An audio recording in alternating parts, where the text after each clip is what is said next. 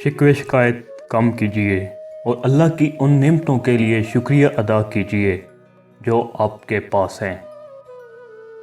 अपने मसाइल के बारे में कम सोचें, मसाइल के हल के लिए पूरी कोशिश कीजिए और नताइज के बारे में फ़िक्रमंद ना हों। सिर्फ उतनी ही ज़िम्मेदारियां कबूल करें जितनी कर सकते हों। अपनी सकत से ज़्यादा काम लेने से गुरेज करें। अपने लिए वक्त निकालें और अपने रब से बातें करें।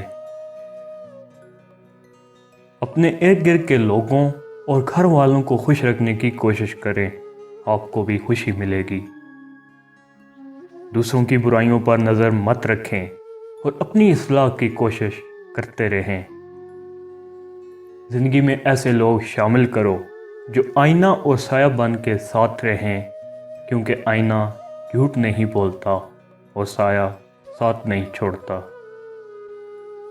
बदगुमानी बहुत बुरी चीज़ है। ये इंसान को वो भी तसव्वुर करवा देती है जो सिरे से हो ही ना। रिश्तों की हिफाजत मोहब्बत और खुलूस से की जाती है, ना कि बहसबाजी से। किसी की ज़िंदगी में रहने के लिए भीख ना मांगा करें। बात करें, अपना दामन साफ रखें। फिर भी नज़रअंदाज हों तो खामोशी से एक तरफ हो जाएं। इसको इज़्ज़त नफ्स कहते हैं। कोशिश कीजिए कि जिस चीज़ के लिए आप खुद तरस रहे हैं, कोई दूसरा आपकी वजह से ना तरसे, फिर चाहे वो रिश्ते हों, खुशियाँ हों या सुकून हो।